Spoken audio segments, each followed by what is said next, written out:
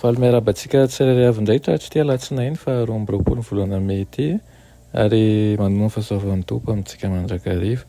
Misaotra an'Andriamanitra isika fa omeny tombontsoa, tompon'andro, tompom-piainana indray ka andeha handray ny teniny mialohan'ny hanaovantsika ny raharaha rehetra. Vavaka isika. Tompon'Andriamanitra eo misaotra anao fa mbola omenao tombom-potoana, tompom-piainana indray izay. Misaotra amin'ny fanahinao masina mitarika anay hianatra ny teninao, mangataka aminay izay mba ampitoetra ny teninao anatinay ary ahafahanay miova ihany koa handray fanapa-kevitra tsara mandrakariva. Anaran'i Jesosy, amen. Lohateny mofinainantsika androany dia manao hoe mpanasitrana ny aretina rehetra. Mpanasitrana ny aretina rehetra. Nalaina amin'ny Marka 7:24 manao hoe kolazaiko aminareo ninona tonononareo amin'ny fivavahana sy angatanareo dia minoa fa efa nandray ianareo dia ho azonareo izany. Amen. Fantatry ny mpamonjy fa tsy ahita fampiononana ny amin'ny fahoriantsika isika ao amin'ny maha olombelona antsika ary mangoraka antsika izy satria mahantra loatra isika kanefa tsy mba vonona ny hanao azy ho namana itokiana sy mpitondra ny enta-mavesatrintsika. Ho an'ny fanahy mahantra tsotraka ary sasatry ny miantehatra amin'ny olombelona kanefa ho voafitaka sy ho adinoana no ilazan'i Kristy an'izao hoe aoka hifikitra amin'ny heriko kosa izy ka hiavana amiko. Eny aoka hiavana amiko izy.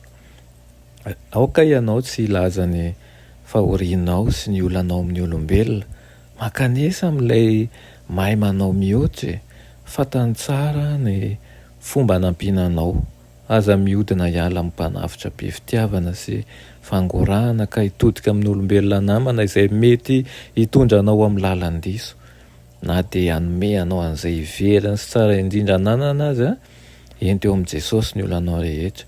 Handray anao sy hampaheranao ary hampionona anao izy mpanasitrana ny aretina rehetra, maniry mafy anao ny fony be fitiavana tsy hitafetra.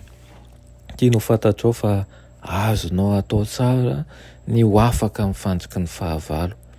Maro manko ireo miaina ao anatin'ny tebotebo lalina ka tsy manandrana akory ny hamamin'ny fitiavan'Andriamanitra. Tsy hain'izy ireo ny hevitra ilay hoe mba ho ao aminareo ny fifaliako ka ho tanteraka ny fifalianareo. Andeha hanao arak'izay tratrantsika isika mba hamelany zavatra rehetra eo an-tanan'ny Tompo sady teny hoe mino teny fikasanao ao Jesosy. Tsy aneo miharihary ny asanao fa ianao handre tokoa izy dia mino fa tena maly tokoa. Hoy izy manko amin'ny Mateo 1:20-22. Ary na inona no angatanareo amin'ny fivavahana atao amin'ny finoana dia ho azonareo izany. Ireo tenin'ireo dia efa nomeza-toky mba hanome an'izay mitoky aminy izay rehetra azon'ilay mpamonjy mahefa ny zavatra rehetra omena. Amin'ny mampitantana ny fahasoavan'ny lanitra dia natao hangataka amin'ny mpinoana isika ary handry amin'ny toky ny famonjen'Andriamanitra.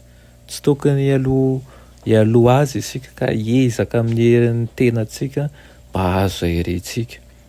Natao hangataka amin'ny anarany isika ka hitoky tsara ny fahombiazana. Izany rahalahy sy anam-pahavisany apetrao amin'ny tompony olana ny hetaheta ny fahoriana rehetra. Aleo mitoky aminy toy izay mitoky amin'ny olombelona.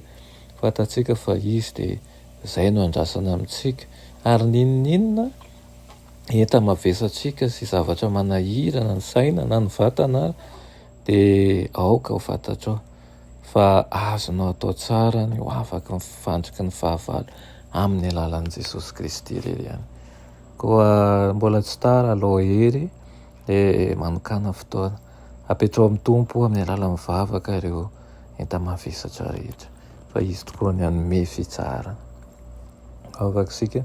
Misaotra anao zay ray hony amin'izany teninao izany amin'ity maraina ity. Misaotra anao ihany koa manaiky mbola ametrahanay ny enta-mavesatray.